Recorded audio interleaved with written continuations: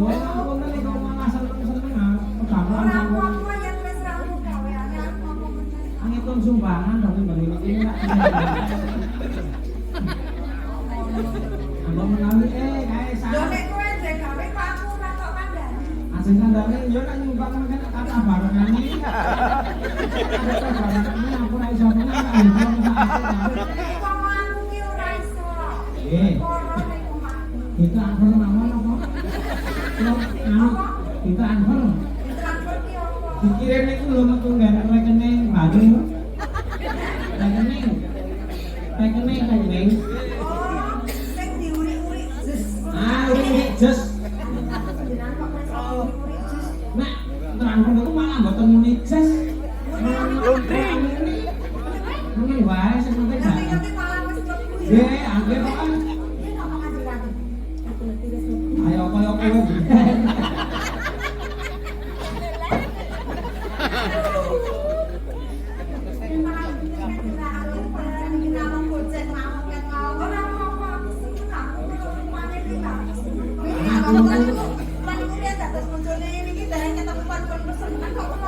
Ora niku ora lupa kula dhewe nek ngilono Jombang. Niku wedi kok aman asane. Nggih. Ora ngoten nggih kula kan dari dijak niku kula. Nggih. Ayo mari nggih siap.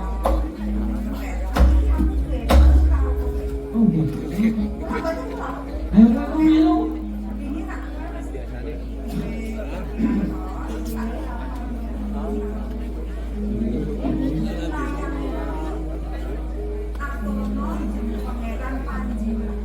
Panjenengan. Kedak panjenengan. Boten kenging diwakilke. Ora bisa ketemu kudu diakoki. Yo. Kudu wilayah kaya ngene ning pangeran Panjirawe ora oleh diwakilke. Sing napa kudu jeng pangeran Panjirawe. Yo. Cerdas kok. Aku buset. Raka aku butuhan malah urip. Aku Ayo malaikat kan ndak punya ora krungu. pangeran mati ora krungu kok buset. Nggih. Iki piye ta iki tak diakui lho. Nggih. Malah pas udan dhewe. Niki ngaya. Wis Oh nggih. tidak. Ayo. Wis ngono kan ya? Nggih, nggih. Ya. Ayo kono. Ayo. Kuna kuna wae tinggal aku ya. Pak Suparto repot. Pak Suparto repot. Aku jepit malah. Napa dibijaki? Kesuruh ngomong tamu ket masuk. Oh tinggal jerep. Jerep iki jengkar. Pinter kan. Ayo. Ayo.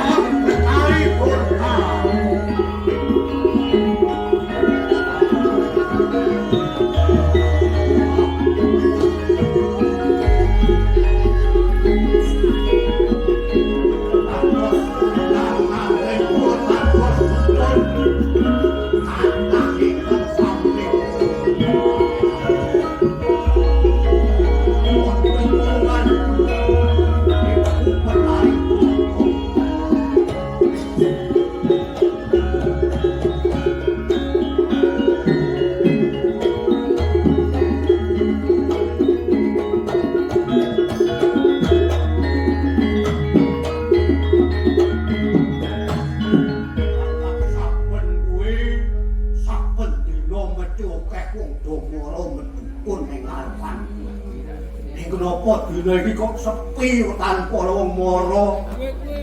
Ora ana duit mlebu nek kaya ngene iki. Pahit.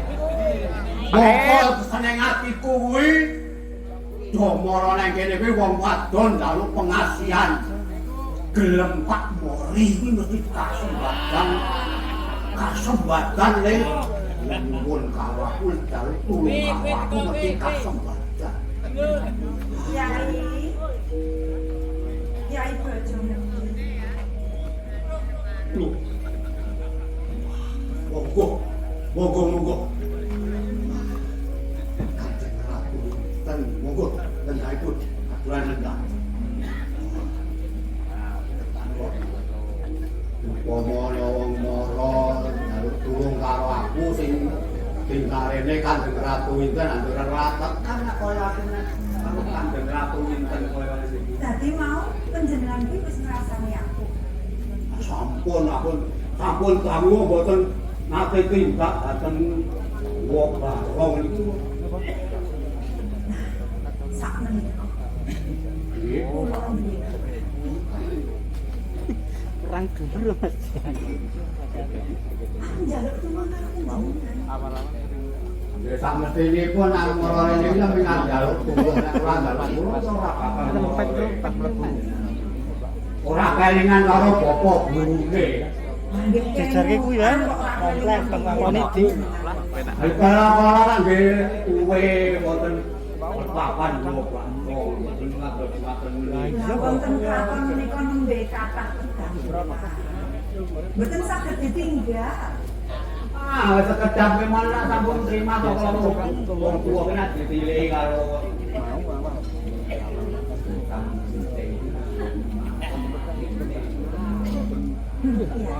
nggih. Nggih, pangapunten yen sampun dangu kula ora sowan. Ning sowan kula sak menika duwe perlu sing kudu panjenengan kuwi. Yen ora panjenengan ora ono sing bisa mitung-mitung. Aneh-aneh lho. Nek pun belum mboten saged napa. Ora ono sing bisa mitung-mitung. Pelit paus bareng Mas. Anakku. Yen ra mboten wonten nang Mboten wonten sinten-sinten kok. sing jenenge Ampun wangsul sedaya menika nindan kula sepatus mantuk. Satu juta nek Mas nonton. Senelek 4 juta. Sadar dulu deh yang jenengan kula kenan ngene ning kula kok keleresan. Iki sing ajeng kula aturke niki ora bakal bocor keprojo tenggone sapa bae.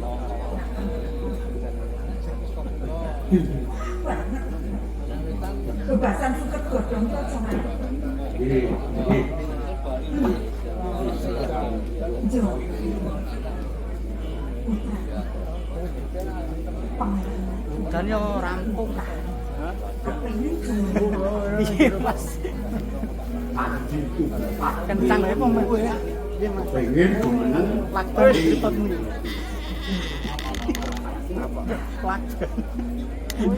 Kaya ngene Ustaz. Iki sesuk sinonton 50.000 lah duit. Wah, Dimas kok kalah canggih kowe. Burung pengalaman. Hah? Kemen orang mental kali lah kesel. Aman bos ora udan.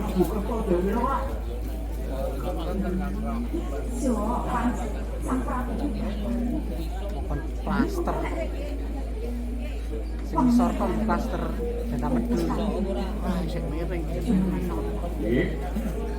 Sing nanti sing kepekan. Sing ngadep iki. Kowe Gak ngomong ya. Kok malah dikeduyu?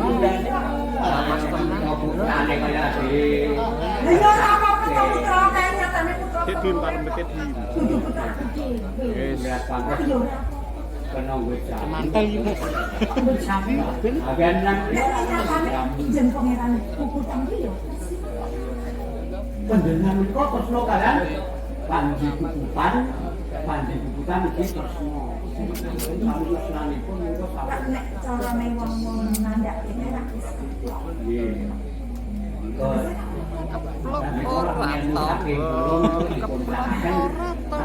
nggih. Biar aku ora penjenengan paling. Ora gelet-gelet Mas. Aku bakal takon jeneng pengeran kubutan kok. Tali pring.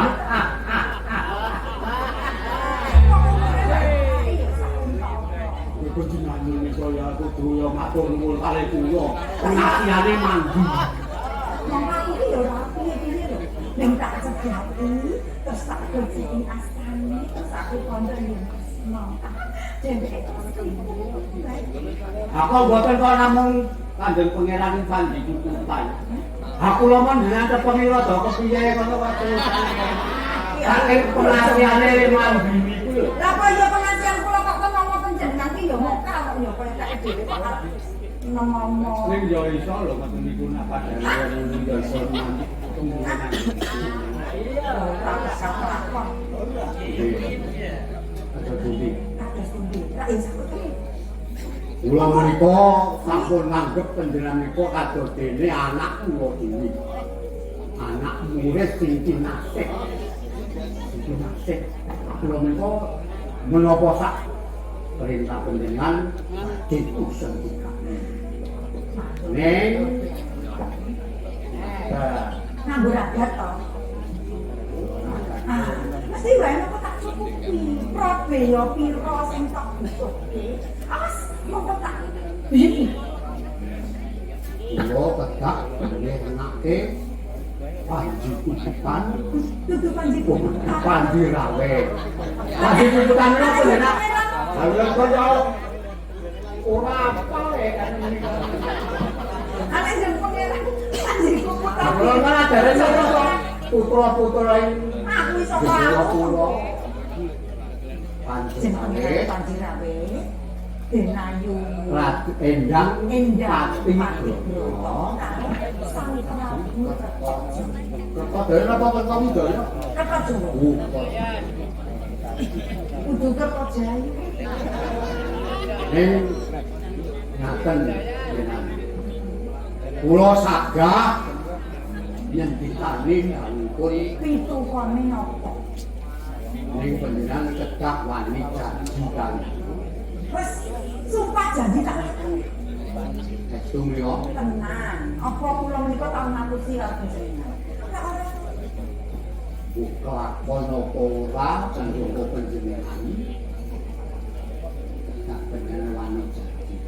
Besok menawa kukuting jaman panjenengan mungkin sedo Tanggapan nang ndi? wani Wonosri. kalih kula dadi balane Betari Tugu. Tontonan apa namanya? dadi balane Betari Tugu. Oke. Awet kula menika ingkang batu pitulungan menika yang Betari Tugu. Dadi kuwi mengko besoke aku bakal metu sini. Sinuan kok ora bakal gedhe kok ciume. Lah nek piyayi putri siunge metu ngono ora dilani kok. Oh, tenawi ae putri iku ya sing iki. Tak nene. Padha cium kula. Nggih. Terpundi. Apa ora ana pitu wasliyane? Menika kedah. Menika kedah panjenengan Upama diganti ngono piye to? Beras pirang kuintal pirang ton ngono apa? Goleke ndrabak ngono ta. Kalau panjenengan kaya wae ning kono njaluk pitulungan karo Betari Tugu tur njaluk dikuwat karo bekas. Lah dak menika dados balanipun kan. Ning kuwi rak sesuk nek wis kuputing jaman. Nggih. Lah sampun kukuting jaman panjenengan menika kelakon apa ora kudu dadi balane Betari. Dobrak nang ndi Mas? RRI. Nggih. Ini terpundi. Senajan abot dikaya napa, kula sanggup Kyai. Sagah panjenengan Nggih. badhe kula sagahe mejahi Panji Rawit Endang Pati Broto saha Prabu Kertojo. Matur nuwun. Dadi sangat Sakmenika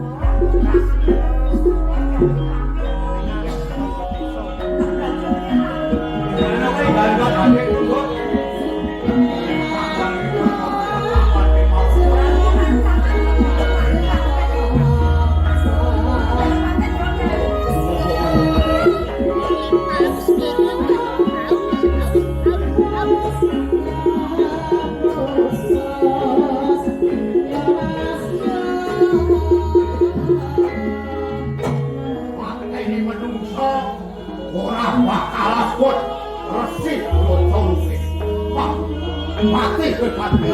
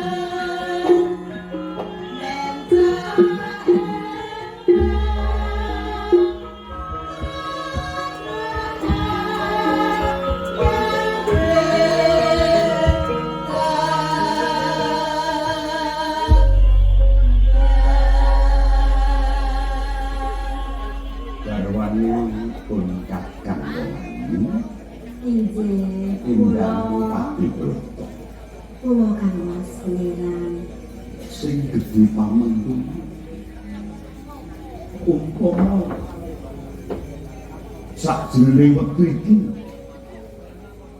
pun kakang kurang bisa gawe rano penggalihmu.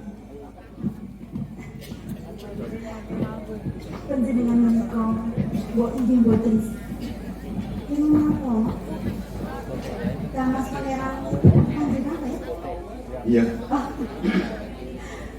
Pulang balik aku. Panjenengan boten. Boten ketanggung kekatos mekaten jalaran kaos sing manah kula menika saestu bilasan kula boten nyimpen kabar pisan menawi badhe kelampahan kagarwa panjenengan jalaran kula menika rumaos lan kula menika namung lare saking petaka emosi mantu panjenengan saged lampir kula Adipati Broto ora usah ngendika sing kaya sebab pun kakang iki kancane ya dipikirno bah najang ten sliramu mung dipikirno sliramu kuwi mung putrane ngajar nanging kuwi bapak guru jagonge lho aku jagongku diwelet Aji Jaya Kawijayan olah terus olah raga digoni yo mergo saka wong tuwa kancane ponidi monggo bareng aku ngerti marang tabah seneni suwah bawamu tabah seneni kancane ra senajan mung jejering indah monggo jejering wanita kajaba kowe gelem ngolah gegaman kowe gelolah gegaman apa wae kowe bisa sapa kuwatunjur kagungan pamilih kajabane kepengin ngaturake bektiku marang bapak guruku bakal dongahi Prabu Begawan menawa Endang Pati Broto banyak kersakake mlebu dadi garwaku Adi apa meneh sakwise Rama Prabu Kertajaya paring dawuh milani kuwi tak boyong ning karaton Jenggara Pura bakal saya kencar-kencar Jenggara Pura bakal saya setosok mergo aku kagungan garwa Endang Pati Broto panjenenganipun nambana menika kesanget temen Mas nanging kula babagan ingkang kula wonten katon jenggala menika jenggala menika kula kirang mangertosi to Kang Mas tegesipun logitasipun pewaranipun supados kula menika mangke boten badhe dadosaken kucing penggalipun jenengan Kang. Jadi pasti betul ora perlu menggali batu sebab nang keraton iki wis akeh abdi kala panusane Sri Ramu iso mundhut priksa marang para abdi sing ngadhep sabene lelaki bab suposita tata para mangsane bakal ngadhep utawa ditimbali ngersa dalane Kang Sinu Patibrata sing saya bungah meneh rening jroning 40 dina nggone mahargya aku lan sliramu disenekake dadi garwa Kang Resi tamu jejere tanpa kena disuwak ora bisa disuwak para narapraja rakupat manca negara akeh kula Rama Prabu sing ngestreni jenengi dawuhku marang sliramu kanthi Kakang kurang gatekake marang sliramu jur kekeselen suarane esek watuk kula segede pangapuramu kula mangsane ora iso dawuh maring atimu ya namun kula tidak jadi kekayuan terus maupun jenengan datang kula tinggal buakan anggur merah bijine katresnan ingkang bahkan menika dados pengamenan kula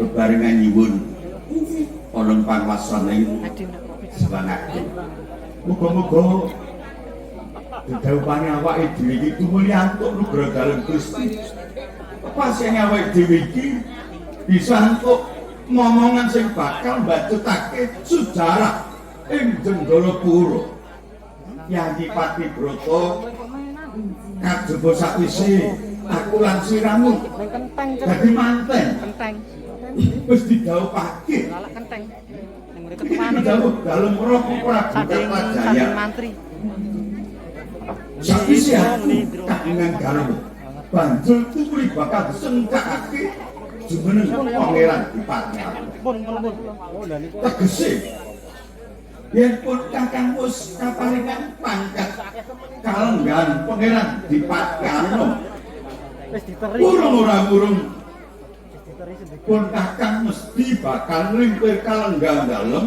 Kanjeng Rama Kertajaya apa meneh Rama Prabu Kertajaya kuwi sepuh Yayi pangunduh marang sliramu Rene kawula ing Jenggala-pura kuwi werna-werna kawula ing Jenggala-pura kuwi maneka warna panyuwune marang para pepundhene pamrentahan ing Jenggala-pura ora kurang-kurang nggone paring pengayoman nggone iki kuwi kabutuhane para kawula ing Jenggala-pura kala mangsane isih padha diluputake ora mung akeh para kawula nanging putra Jenggala-pura kuwi ora mung pun Kakang Dewi Yayi Dimas Pangeran Panji Gugutan Dimas Panji Bagus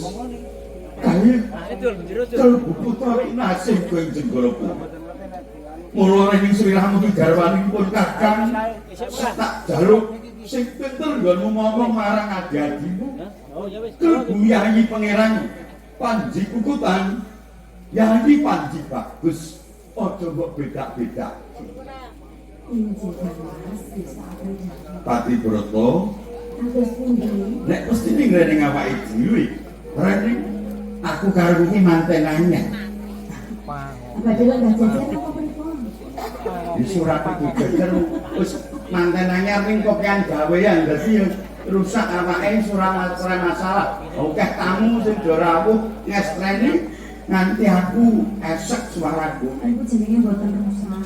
Nah, Namung kesel. ayo mergo saya. Sapa iku sampeyan nek aku ora iso gawe maremku. Juk ngapura ya. Monggo kula kekasih. Moro dadi pitu. Ya, ingkang sekeca, ingkang sekeca, ingkang Monggo. monggo. Lehmu gawe kejamu mandi waktuku. Jamu dia tak angkat. Untukku sing bisa lari ning pasang. Gogrok wis Oh, ora. pundi, kok dipadosi rumiyin. Sepados gemes ngaten lho, Aku bojo ora apa-apa.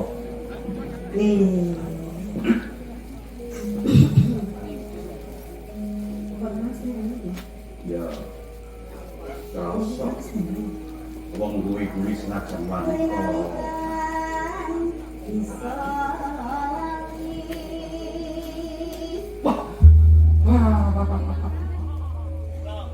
Rong patutku.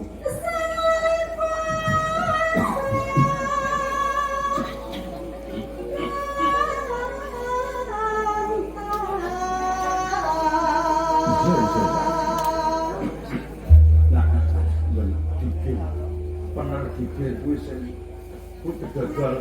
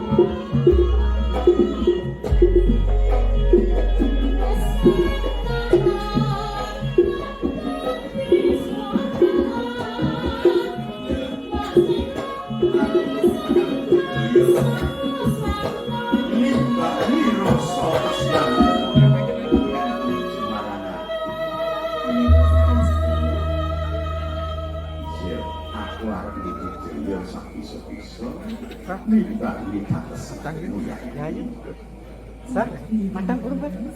Makan burung. Macan mong. Ngomongin ngapain? Kula sambung.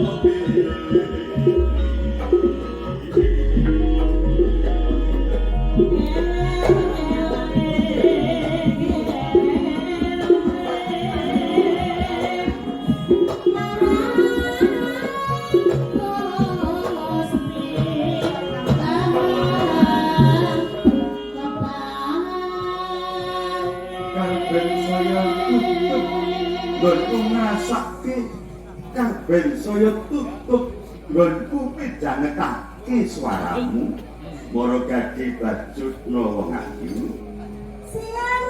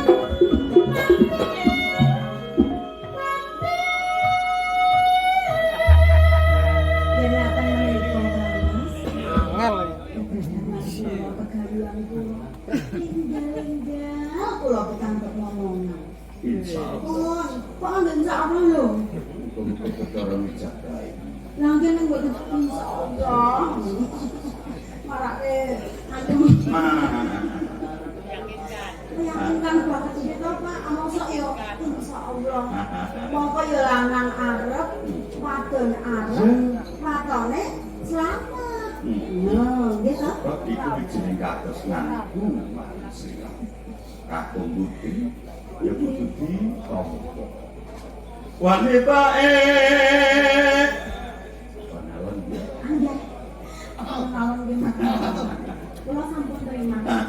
alon-alon iki kekandhon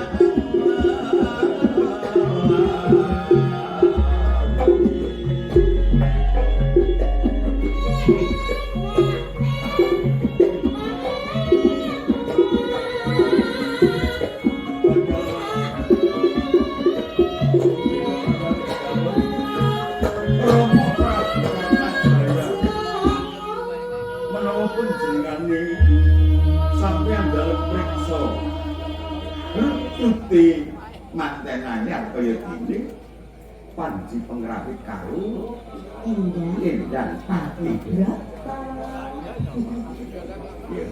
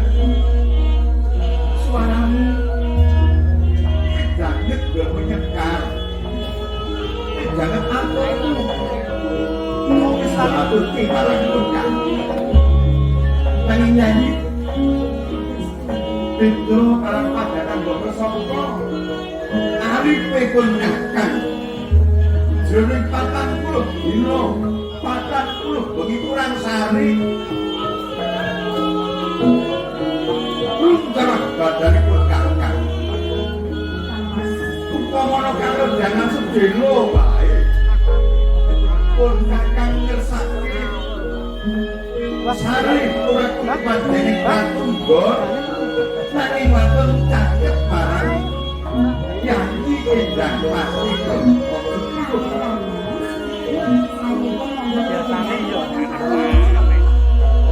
lokasi foto Sri Wis cukup nek kene bae ora apa-apa. Bakunipun Kakang iso nanging kula maksanipun Kakang mengko kebaju teng sari. Yang pati broto ojo pati ninggalke marang pun Kakang ya. Kulo gede wonten kono manggalon ibadah pun Kakang. Sasa sahabat pun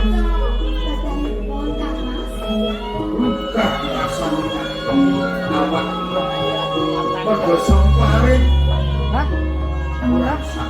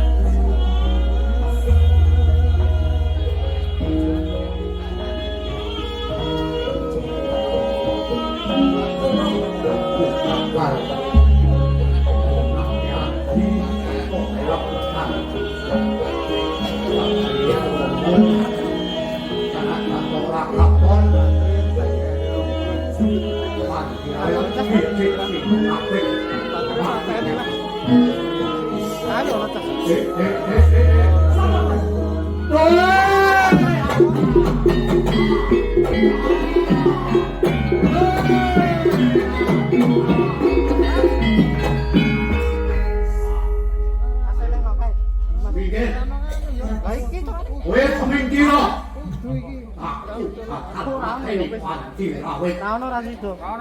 Monggo disepam. Kata-kata kondo menawar mateni. Ora ono kabel, jono power bank. Monggo Kang Mas Pangran panci dari Sontek. Piye wae? Bakal tahan. Wah iya. Lek lem mikir ora nyarak lem ya sing kene iki kok kene. Yen ngono, mati.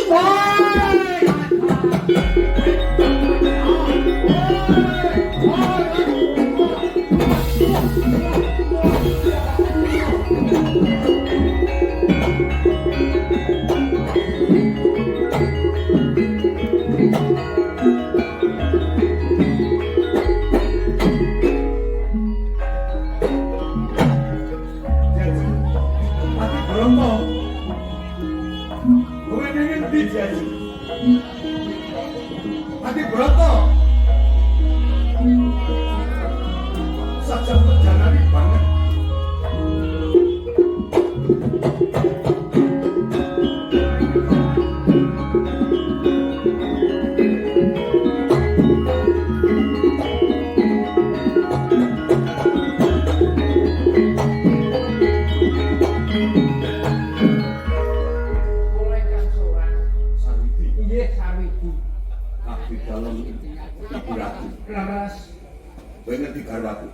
Walah bapak blas kula nggih mboten petuk sinten-sinten iki wae. Iki metas wae lenggah karo aku.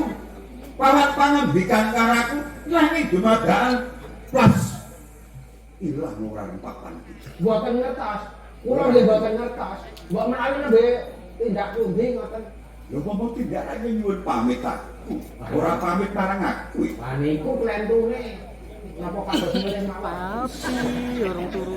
Sembilan. Mboten men. Aku tenang-tenang lagi seneng-seneng karo bojoe kan golek meneh. Niki Sar. Kula Ilang ana golek bojo. burung pi Sumpah dipasangi GPS ya gampang nih. Apa? GPS. Ayo kuwi apa? Wah, GPS niku nek wong ngresake nang rumah sakit mboten bayar niku ditanggung GPS.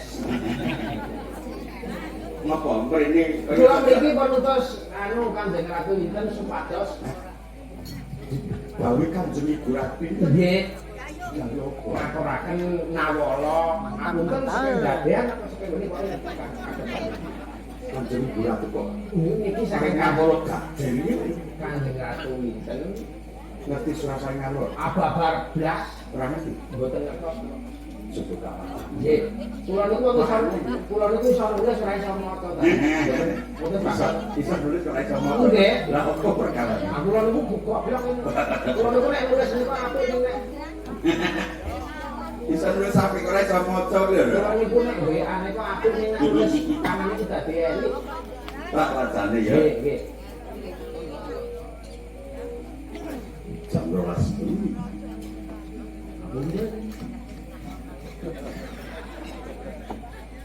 Maksudnya, Nggih. berarti layak ini jalan. Oh, Kalau muncul ini, nadane kok niki kok ndak siji kok siji. oh ini layak. Oh, badan kula njenengan takon janggal. Wajib tenang perhati. Tapi, rolas ini, aku diberi soal ibu Ratu itu. Sama, aneh. Aneh pripun? Pikir istak wajah. Nggih. Lan, aku seteksa surasane ngawolo. Nggih. Istri ngawolo, ibu Ratu penimbal ya. Oh, kabure sowan. Iya, soal ngadep pengesane ibu Ratu itu. Nggih. Nanging sing aneh, Kok bengi? kok bengi-bengi jam 12 bengi aku kudu ngaku. Mongko malam jeneng. Wah, Ora perkara lek paling jumawa apa malam apa nih. Ora duduk kok payahe kok. Takone Dimas Lirian. Ora ora yen aku kuwi ngadep senajan ibuku. Nanging sapa sing ora ngerti yen ibu Ratu pinten pira. Ibu sambung. angge mbok kuwalos. Mongko sing ditimbali aku karo kuwalos. Ora dikira aku ora duwe tata krama. Ane nek sering nggih kula rene njenengan niku ditimbali Kyai sepuh, nggo saene nggih. Mriko. Niku nek kula tapi jenengan jelas dapuan kula mboten. Bapak manukan ngomong iki. Angge Turu lek kesane nggih. Golek eneng apa-apane. Angge mengke ditanggung piyambak. ora tau turu rian kok. Nonton bal Ya kula dereke mriko. Upama aku ora ngadep ya wedi. ngalong terus. Lah Lah nggih. apa dipo dalem? Ngono lewune arep menata-nata Kanjeng Ibu Ratu depan. pinten. Nggih. Piye kae ibuku? Ah. Monggo garwane karo Pak sing ditresnani. Nanti buka malah repot. Wis cepat-cepat.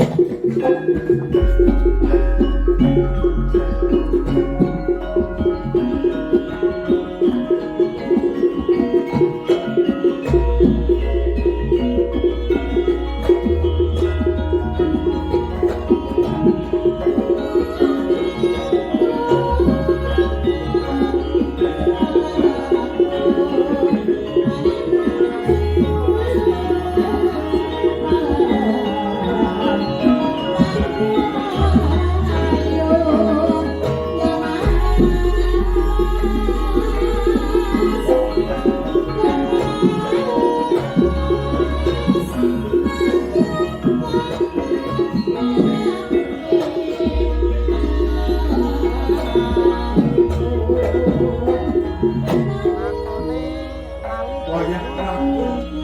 Apa kira-kira?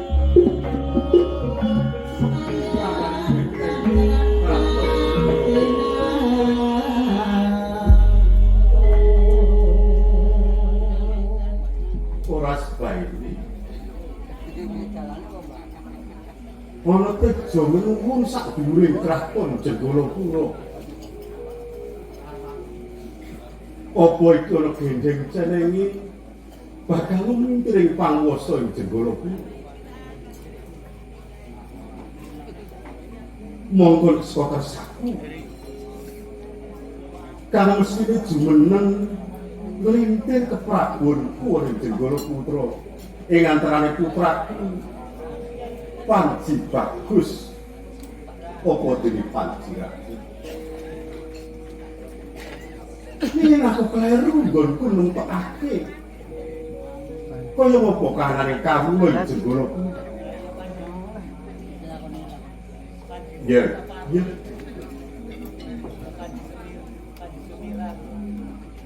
Rene kraton Jenggala Pura iki dudu kagunganku. Ning dadi kamu mesti wae aku bakal budidaya supaya bisa gawe tentrem ayem kamu ing Jenggala Pura. Tak muga ngersane Gusti Kang Maha Agung. Muga-muga aku antuk wewengan sapa kang mesti mengko bakal jumeneng ngaji ana kraton Jenggala Pura. Apa ya tumus kersaku yen putraku Panjirawit kang bakal jumeneng. Ya, ya. Wanci wis ratri tak muga marang Sang Gusti Kang Maha Agung ning papan.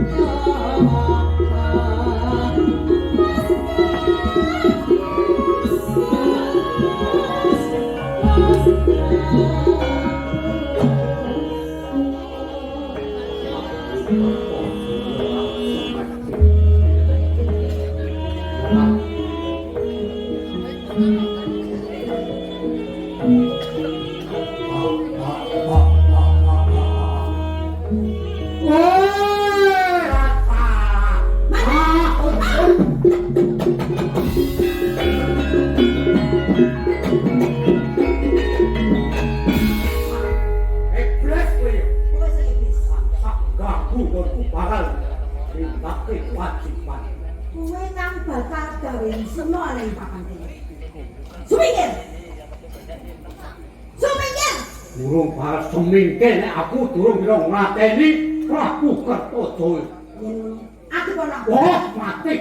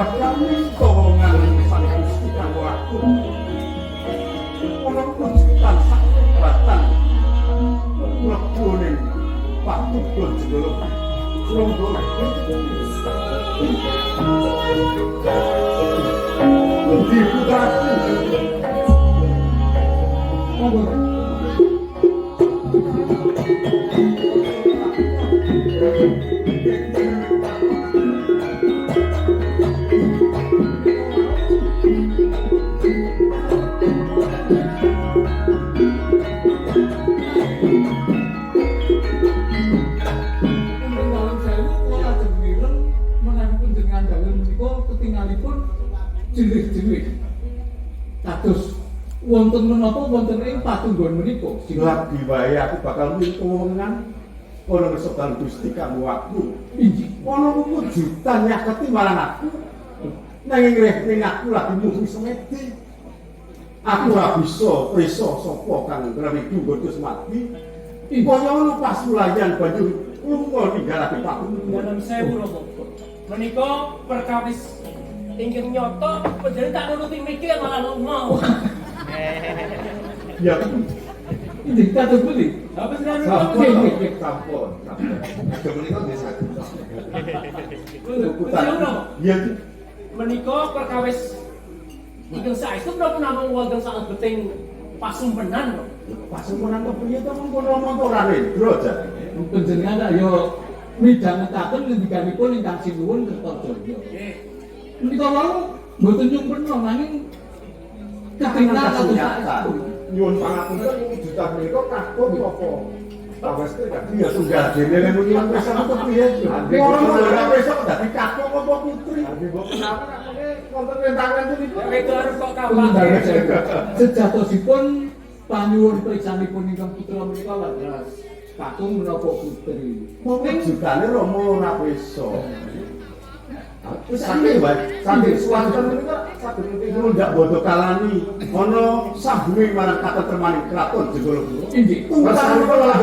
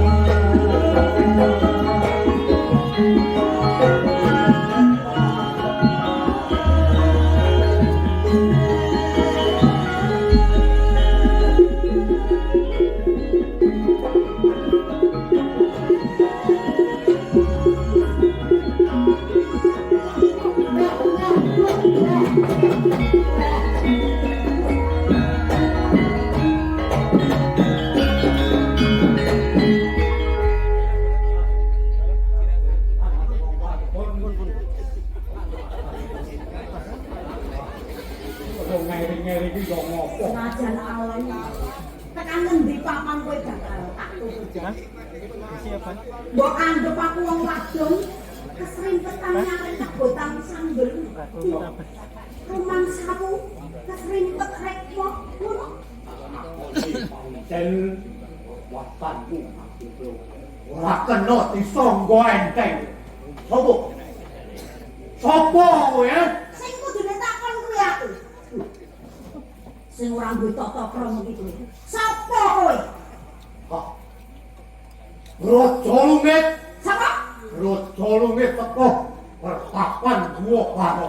Brojo Lungit. Saka Guwa Bali. Ngerti. Aku Endang Pati Bro. Kowe dapati. Klebu bakal klebu bakal pateni uga kowe. Kowe bareng mateni aku. Yo. Kowe bareng kerja aku. Iya. Kowe ngerti ora marang aku kuwi garwane Kang Mas Pangeran Panjirawe. Aku wis ngerti nek kowe kuwi garwane Panjirawe. Yen kowe kudu pepalang. Dadi pepalangku anggonku bahan mateni Prabu Kertajaya Panjirawe lan uga kowe Endang Pati Brata. Hah? Saiki kamu. Mergo kepiye wae kowe kudu mati saka tanganku. Piye wae aku kudu iso mateni wong telu. Mergo dawuhe Kanjeng Ratu. Yen ngono. Rasakno. Iki ngono ngaji.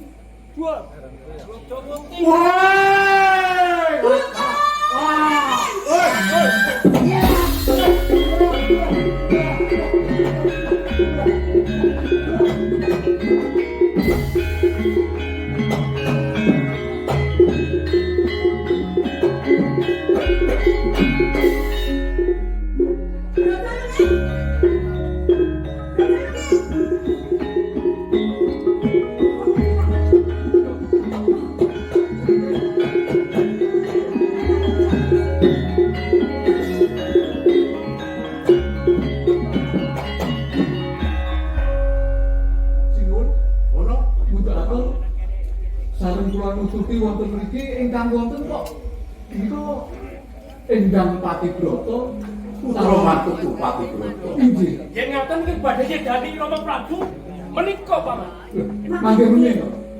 Mangke rumiyin. Sak menika dipun tunduti prisa rumiyin nggih. Kula tak matur rumiyin, matur menapa wontenipun Dimas. Panjenengan menika kok kesesa duka lho. Wong kula dereng matur menapa kemawon kok langsung duka. Namung tetelo penjelajalan niku wonten ing papan menika. Sinasa kula menika wonten papan menika. Nanging panjenengan kedah mangertos lara-laraipun kula dumugi papan menika. Untung nggih, pun larah langkung rumiyin. Panjenengan kendel rumiyin mirenaken aturipun Patibrata. Bukan. Oke. Rama tak mundur desa marang Patibrata. Patibrata. Nggih kula Rama. Sri Ramu ana ing sak jabaning beteng Jenggolapura. Wayah dudu wayahe. Ana apa? Punten dalem sewu. Paring duka. Estunipun kula menika wonten pawongan ingkang sarwa cemeng mlebet wonten ing kesaktian. Nah. Mangke rumiyin to. Meninggal kok banten ora gamak. Kewujudan sarwa menika wau. Iya. Mlebet wonten kesaktian Dimas. Mlebet wonten Kewujudan kang Kalapati Injil. mlebu ning Datulaya Kraton Jenggolapura. Injil lajeng Sabuhe marang. kesaktian. Badhe merjaya Mas Pangeran Panji Rawuh. Lajeng piyambakipun lajeng mlebet wonten patunggal. Menapa boten wonten prajurit jaging yang saged ngono? Tututan. Bobote klebon gegeden ngono kok. Nanging Panjenengan menika tak kaya wong duwe lara omong. Ban kowe. Bonjo sabar to Dimas, kula pamatur rumiyin. Anggen kula badhe matur kemawon kula lak kewalik kados ngaten. Mergo kawontenan ingkang kula tampi menika. Ajeneng kasatriyan klebon konoan semono gedene kok. Kula lho ngendikanipun menika lho. Mbok mangke Kewujudan ingkang sarwa cemeng ana akono. mewujudan Kenilwadi sarwa ini. Menika lajeng mlebet wonten patunggalipun panjenengan badhe merjaya panjenengan menika. Tenang. Lajeng kewujudan sarwa cemeng wau. Kula putih kula ya. Lajaripun dumugi wonten ing papan menika. Ulu. Dalem sewu Rama. Kepesa kula prangga aturipun kambok menika. Menika rak namung cara supados uwal saking pandhawa dalem. Konoan sing gedene apa ireng gedhi iki ndi kene ya ora ana sing ana namung panjenengan dalem kok. Nyuwun pangapunten Kanjeng Rama. Menawi kula pitados kaliyan Kakang Mbok. Sampun Kakang Mbok menika putra mantu panjenengan tiyang. Wis kono melu rombongan kono. Lan kok boten nampan kula anak mantu wae. Mangke rumiyin menika ora perkara rombongan lho menika. Kene Dimas berarti sing ora apa-apa Pak dilek-delok rombongan lho ora apa-apa. Patibrata. Sri Ramu iku putra mantuku. Teges ya melu tanggung jawab perkara katentreman kraton Jenggolapura. Nek tak dangu Rama mundhut matur sing katibloko. Apa karepmu kowe ning sak jabani beteng Jenggolapura? Apa pancen kowe ngajak marang Yuswaku? Laras. Punten dalem sewu. Panji bagus. Bisa melu ora? Perkara iki tak kesiye dhisik. Piye? Sepisan maneh kula matur. Kula namung matur menapa wontenipun lelampahan ingkang kula lampahi Kanjeng Rama. Ning prajurit sing padha tumbuk kuwi iki akeh. Mokal yen ana wujudan bisa mlebu ning patunggonku. Aja terus gawe-gawe. Kula matur menapa wontenipun Rama. Saestu kewujudan menika kula ingkang rangguli. Kula ingkang tandingi wonten ing Jawi Bedang menika piyambakipun kula tamani aji guntur angin lajeng ijab. Oh. Umuk Nah, ngasahke kasektenmu ning Sang Rama. lesar anu leres. Kowe putra mantuku tak gawpake karo putraku Panjirawit supaya bisa mengko gawe kuncalaning kraton Jenggolapura. Wirabara mantu kuwi munjung tumpeng apa piye? Malah kowe apa bledhok marang Rama? Punten dalem sewu. Saestu babar pisang kula mboten nggadahi pengangenanan ingkang kados mekaten. Nek kowe kurang mukti matur marang Rama. Mboten menika Rama. Kula menika namung nindakaken menapa ingkang saged kula tindakaken Rama. Broto Manggon, kula jinuh. Ora lakon kowe mengkene kraton Jenggolapura. Yen miturut unjuk ketimbangan kepiye? Inggih. Sinuwun, lening sampeyan dalem sampun ketinggal dakwa dumateng mantu dalem. Aku nganggo landesan bukti lan kasunyatan. Menawi landesan bukti kalian kasunyatan menika dereng wonten bukti lan kasunyatanipun. Kasunyatanipun saweg putra mantu dalem menika. Nanging buktinipun ingkang dipun aturaken menika yen kula kok nggih yakin.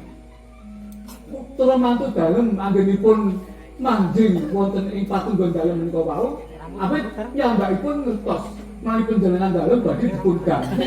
Dening tiyang ingkang dipun aturaken tiyang temung-temung menika wau. Sampeyan menika yen matur mbok sing cekok. Lho iki cetha Perkarane pun genah kan. Nggih. Kan pewujudan tidak mau padune dhewe wegah didakwa, njur ngaku-ngaku ana pewujudan. Pun kula sirnakaken pun kula pateni lak boten saged. Menika dereng saged. Menika dipun pengen. Kosok-kosokipun. Kula menika sinaosa namung endah, namung saking tekapan, namung boten badhe mejahi Kanjeng Rama. Menjanggal menika namung jejering mantu. Justru mantu menika malah Cukup. apa monggo. Aku baptis iki. Kanjeng Rama pitados kaliyan kanggo. Panjenengan lampah menika tinggal panuwun. Tapi bro, Kados kok kowe gede marang Rama? Sok kepengin dadi garwane ratu. Mergo garwamu besok bakal lintir ke Prabu Jenggolapura. Nah, Kowe gede marang Rama. Nah. Wong rasa meger-meger ngame-ame bumi Jenggolapura. boten Rama. Sampeyan nang mriku mawon. Babar pisang kula mboten nggadahi pundhalen ingkang kados sekar. Napa ingkang kula tindakaken mriku saestu Rama. Lati bro, Nanging Rama menawi panjenengan menika dahar kunjuk aturipun Dimas Panji putra Monggo kula mboten saged menapa. lati bro tuh. Muncul suatu bidanganku. Aku dhawuhke Panjirawit untuk putri pesisir. Karepku supaya bisa luwih kuncara kraton Jenggolapura. Besok bisa lestari kraton Jenggolapura. Ning nyatane muncul kekudanganku. Ketenangane putraku untuk putri iblis kaya kowe. terus malah diko dalem. Putri iblis ini mboten pantes. Kowe sampeyan ora? Ada kowe bisa ora ngono perkara iki? Oke. Menika patesipun dipun tundung lho. Lho, kok dipun tundung kados pundi? Lah ora Menika mantu dalem kok. mantu damai ora cetha menika. Kula mboten ayo janji sing menawi mantu dalem badhe dipun tundung. Nek tumindakipun cetha mboten apik, dingu salawase mung bakal nyecengring ati. Yo. Kayak saksine kae. Channel. Pati Broto. Man. Bener ujuk aku kuwi putraku Panjiputra. Nah, Yen nganti kesuwen kowe manggon ning kraton Jenggolapura, bumi Jenggolapura bakal sangat. Kamu bakal nandhal sengsara. Mergo pakati gawe tak-takani panguwasa kang besok bakal tak paringake marang garwamu. Mesti bakal menggok marang garis kang wis katok-tokat. Mula saiki. Nek pancen kowe ora bisa setya bekti marang wong tuwa, kowe ora bisa tresnani bumi Jenggolapura, pilar kowe lunga saka bumi Jenggolapura.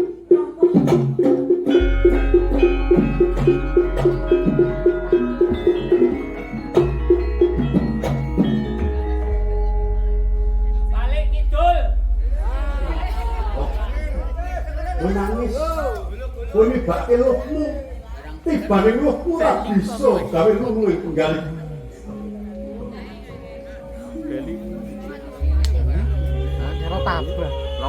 Pati Broto, indah.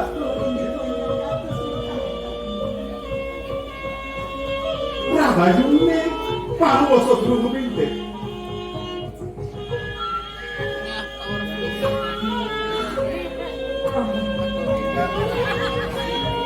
Menawi menika sampun dados penggali jagat. Aduh sampun dados kata-kata jenengan. Kula lamun sakit. Kula wis tak akan jagat. Kula nyuwun panggilan. Mundak sepet netaris. Lu bos kok digorok. Sinuwun keparing kula matur. Ora bisa opo, matur. Kangge ngenteng-ngentengi mantu dalem ing benjanipun. Supados piyambakipun menika angsal bukti leres lan lupatipun. Pati Broto kedah saged madosi tiyang ingkang gelut kaliyan Pati Broto menika. Menawi saged pilandhe tegesipun Pati Broto menika sampun panggilan. Kula ingsun iki ratu. Sabane pendhita pangandikane ratu kan tetep ingsun ngendi ora bakal nglawan.